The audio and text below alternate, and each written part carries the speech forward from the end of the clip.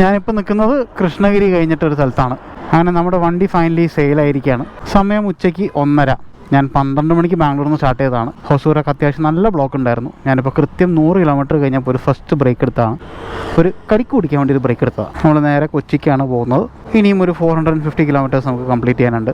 ഈ വീഡിയോ നിങ്ങൾ കാണുമ്പോഴേക്കും വേണ്ടി ഞാൻ കൊടുത്തിട്ടുണ്ടാവും. സങ്കടമുണ്ടോ എന്ന് ചോദിച്ചു കഴിഞ്ഞാൽ ചെറിയൊരു സങ്കടമുണ്ട്. എൻ്റെ യൂസ് ഫുള്ള് ഹൈവേസിലാണ്. അതിനാണ് ഞാനിപ്പോൾ 390 അഡ്വഞ്ചർ എടുത്തത്. അപ്പോൾ ഹൈനസ് വെറുതെ വീട്ടിൽ ഇങ്ങനെ ഇരിക്കത്തേ ഉള്ളൂ. അതിൽ എത്രയോ ഭേദമാണ് ആവശ്യമുള്ള ഒരാൾ വണ്ടി കൊണ്ടു നടക്കുന്നത്. വണ്ടി പോകുന്നത് ഇരിഞ്ഞാലക്കുട സൈഡിലോട്ടാണ്. അപ്പോൾ ഇനി മുതൽ ഇവൻ ഇരിഞ്ഞാലക്കുട കിടന്ന് കറങ്ങുന്നുണ്ടാവും. അപ്പോൾ നമുക്ക് സമയം കളയാതെ നേരെ റോഡ് വെച്ച് പിടിക്കാം. അത്യാവശ്യം ഡിസ്റ്റൻസ് കവർ ചെയ്യാനുണ്ട്. ഉച്ച സമയമാണ്, നല്ല ചൂടുണ്ട്. സമയം 2 മണിയായോ? അപ്പോൾ ഞാനിവിടെ നിർത്തിയിട്ട് കുറച്ച് നേരമായപ്പോൾ. സമയം ഉച്ചയ്ക്ക് 2:30. നമ്മൾ സേലം എത്താൻ ഏകദേശം 50 കിലോമീറ്റർ. ചൂട് കാര്യമായിട്ടൊന്നുമില്ല. നേരെ മറിച്ച് ഈ സമയത്ത് ഞാൻ പാലക്കാട് വല്ലതും ആയിരുന്നെങ്കിൽ ചൂട് കാറ്റടിച്ച് തന്നെ ഞാൻ വയ്യാണ്ടായി പോയെന്നെ. സർപ്രൈസിംഗ്ലി എന്തോ ചൂട് ഭയങ്കര കുറവാണ്. നമ്മളിപ്പോൾ മൊത്തം 133 കിലോമീറ്റേഴ്സ് കവർ ചെയ്തു. യാത്ര തുടങ്ങിയിട്ട് 2.5 മണിക്കൂറായി. ഞാനൊരു 100, 110, ഇടയ്ക്കൊന്ന് 120 പുഷ് ചെയ്താൽ വന്നുകൊണ്ടിരുന്നത്. ഇപ്പോൾ എനിക്ക് മൈലേജ് വണ്ടിയിൽ കാണിക്കുന്നത് 36 to 38 ആണ് എനിക്ക് ആവറേജ് ഇപ്പോൾ കിട്ടിക്കൊണ്ടിരിക്കുന്നത്. മൈലേജിന് വേണ്ടി മാത്രം എനിക്ക് 80-90 പിടിച്ച് പോകാനായിട്ട് തോന്നുന്നില്ല. പിന്നെ ഒരു 100, 110, ഇടയ്ക്കൊരു 120 അങ്ങനെയാണ് പോയിക്കൊണ്ടിരിക്കുന്നത്. അതിലെനിക്ക് 36 to 38 ആണ് മൈലേജ് കിട്ടുന്നത്. Not bad at all. പിന്നെ വണ്ടി ഇപ്പോൾ കംപ്ലീറ്റ്ലി സ്റ്റോക്കാണ്. എക്സോസ്റ്റ് തിരിച്ച് സ്റ്റോക്കാക്കി. BMC എയർ ഫിൽറ്ററിനെ എടുത്ത് മാറ്റി തിരിച്ച് സ്റ്റോക്ക് എയർ ഫിൽറ്ററാണ്.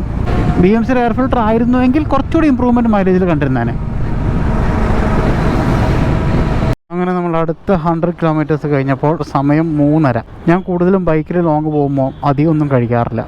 കരിക്ക്, പിന്നെ നമ്മുടെ പ്രോട്ടീൻ ബാർ എന്തെങ്കിലുമൊക്കെ ഉണ്ടാവും. അതൊക്കെ തന്നെ കൂടുതൽ കഴിക്കാറുള്ളൂ. അല്ലാതെ ഫുഡ് കഴിച്ച് കഴിഞ്ഞാൽ ക്ഷീണം വരും, ഉറക്കം വരും. അതുകൊണ്ടാവുന്നത് ഞാൻ ബൈക്കിൽ ലോങ് ഒക്കെ പോകുമ്പോൾ അധികം ഒന്നും കഴിക്കാറില്ല. കരിക്ക് തന്നെയാണ് എൻ്റെ ഗോ ടു ശരണം. പിന്നെ ചിലപ്പോൾ കയ്യിൽ റെഡ് ബുൾ ഉണ്ടാവും. ഇപ്പോൾ ശരിക്കും പറഞ്ഞാൽ എൻ്റെ കയ്യിൽ റെഡ് ബുൾ ഉണ്ട്. പക്ഷേ ചൂട് നല്ലപോലെ ഉള്ളതുകൊണ്ട് കരിക്ക് കുടിച്ചാൽ ഭയങ്കര സുഖമായിരിക്കും. സേലം എത്താൻ ഓൾമോസ്റ്റ് 20 കിലോമീറ്റർ ഉണ്ട്.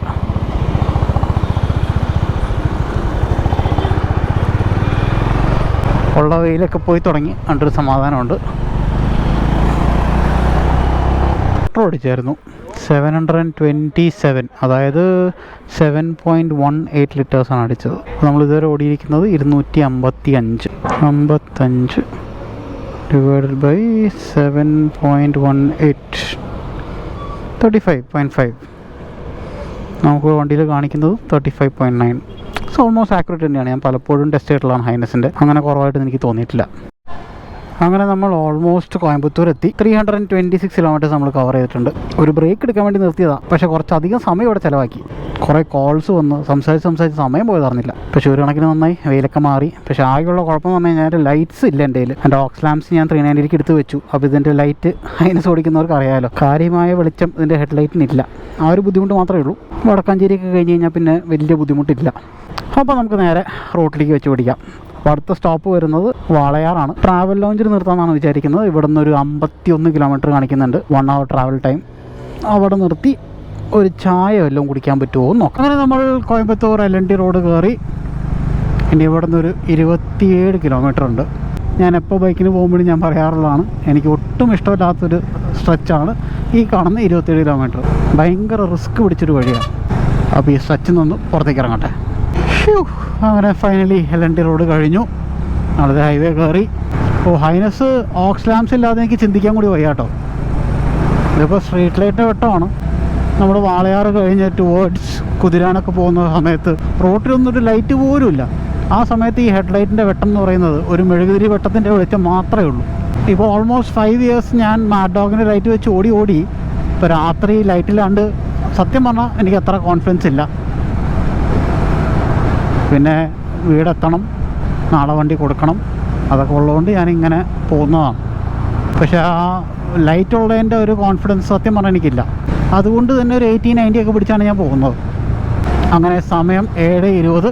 നമ്മൾ 362 കിലോമീറ്റേഴ്സ് ക്ലോക്ക് ചെയ്തിട്ടുണ്ട്. ഇവിടെ നിന്ന് ഓൾമോസ്റ്റ് ഒരു 180 കിലോമീറ്റർ സംതിങ് ഉണ്ട് നമുക്ക് വീടെത്താനായിട്ട്. അങ്ങനെ നമ്മൾ വാളയാർ ട്രാവൽ ലോഞ്ച് എത്തിയിരിക്കുകയാണ്.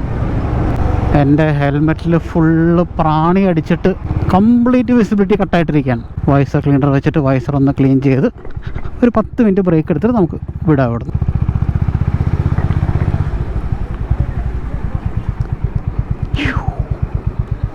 എനിക്കൊന്ന് തൃശ്ശൂർ കയറിയിട്ട് വേണം പോകാനായിട്ട്. ഇവിടെ നിന്ന് ഓൾമോസ്റ്റ് 85 കിലോമീറ്റേഴ്സാണ് തൃശ്ശൂർ കാണിക്കുന്നത്. അപ്പോൾ തൃശ്ശൂർ കയറിയിട്ട് വേണം എനിക്ക് പിന്നെ കൊച്ചിക്ക് പോകാനായിട്ട്. അപ്പോൾ ഗൂഗിൾ അമ്മായി പറയുന്നത് ഞാനൊരു 9:45 ഒക്കെ ആകുമ്പോൾ തൃശ്ശൂർ എത്തും എന്നാണ്. റോഡിലെ ട്രാഫിക്കും റോഡിൻ്റെ കണ്ടീഷൻ എങ്ങനെയാണെന്ന് നോക്കിയിട്ട് നമുക്ക് പോകാം. ഞാൻ നേരത്തെ പറഞ്ഞില്ലേ, ഓക്സ് ലാംപ്സ് ഇല്ലാതെ ഹൈനസ് ഓടിക്കാൻ എനിക്ക് ധൈര്യക്കുറവാണെന്നുള്ളത്. ഇതാണ് ഓക്സ് ലാംപ്സ് ഇല്ലാണ്ട് ഹൈനസിൻ്റെ ഹെഡ്ലൈറ്റിൻ്റെ ത്രോ. കണ്ടോ, ഇത്രയേ ഉള്ളൂ. ഓക്സ് ലാംപ്സ് കൂടി വരുമ്പോൾ അത്യാവശ്യം നല്ല വിസിബിലിറ്റി കിട്ടുന്നുണ്ട്.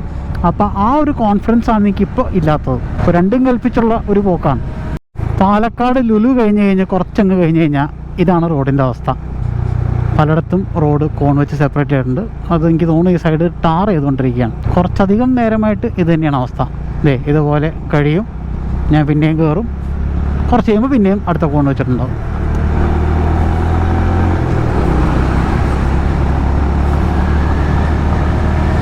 രാത്രി ആയതുകൊണ്ട് കുഴപ്പമില്ല. പകലൊക്കെ ആണെന്നുണ്ടെങ്കിൽ ട്രാഫിക് ചൂട് ചിന്തിക്കാൻ കൂടി വയ്യ. എനിക്ക് എപ്പോൾ നാട്ടിൽ വരുമ്പോഴും വാളയാർ കഴിഞ്ഞ് കഴിഞ്ഞാൽ കുതിരാൻ എത്താത്ത പോലെ തോന്നും. അപ്പോൾ ഇന്നാണ് ഞാൻ മാപ്പ് എടുത്ത് നോക്കുന്നത്. അതായത് വാളയാറിന് ഏകദേശം ഒരു 62 കിലോമീറ്റർ ഉണ്ട് കുതിരാൻ ടണലെത്താനായിട്ട്. വെറുതെ അല്ല എനിക്ക് എത്താത്ത പോലെ തോന്നുന്നത്. ഏകദേശം 1.25 മണിക്കൂർ യാത്രയുണ്ട്.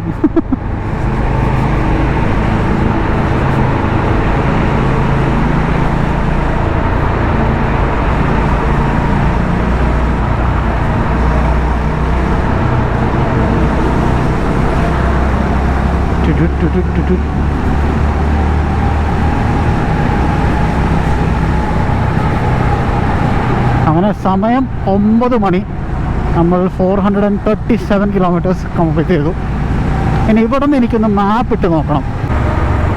ഞാൻ ഈ വഴി അങ്ങനെ അധികം തൃശ്ശൂർ പോകാത്തതുകൊണ്ട് എനിക്ക് കറക്റ്റ് വഴി അറിയില്ല. തൃശ്ശൂർ അയ്യന്തോളാണ് ഞാൻ പോകുന്നത്. നമുക്ക് ഇവിടുന്ന് 24 മിനിറ്റ് 16 കിലോമീറ്ററാണ് കാണിക്കുന്നത്. എന്തിനാ ഫോൺ ഹോൾഡർ? ഇതേപോലെ ബാഗ് കണ്ടില്ലേ? ബാഗ് മതി ധാരാളം. അപ്പോൾ നമുക്ക് നേരെ തൃശ്ശൂർ പിടിക്കാം. യെസ്, അങ്ങനെ ഗൂഗിൾ അമ്മായി പറഞ്ഞ പോലെ തന്നെ കൃത്യം 9:30 മുന്നേ നമ്മളിവിടെ എത്തി. നമ്മൾ അയ്യന്തോളെത്തിയിരിക്കുകയാണ്. അപ്പോൾ ഞാനിവിടെ നിന്ന് കയറി. സമയം ഇപ്പോൾ 9:30. പ്രോബബ്ലി ഒരു 10 മണി 10:30 ഇറങ്ങാൻ പറ്റണമെന്ന് വിചാരിക്കുന്നു. അപ്പോൾ ഇവിടുത്തെ പരിപാടി തീർത്തിട്ട് ഇറങ്ങാം. നമ്മൾ വിചാരിച്ചതിനേക്കാളും കുറച്ച് അധികം ലേറ്റായി. സമയം 11:15. നമ്മൾ നേരെ കൊച്ചിക്ക് വിടാണ്. എൻ്റെ ഓർമ്മ ശരിയാണെങ്കിൽ ഓൾമോസ്റ്റ് ഒരു 75 കിലോമീറ്റേഴ്സ് ഉണ്ട് ഇവിടെ നിന്ന് എൻ്റെ വീട്ടിലോട്ട്. അപ്പോൾ നേരെ നമുക്കിനി ഹൈവേ പിടിക്കാം. പാലിയേക്കര ടോൾ വരും. ടോൾ കഴിഞ്ഞിട്ടാണ് നമുക്ക് കയറേണ്ടത്.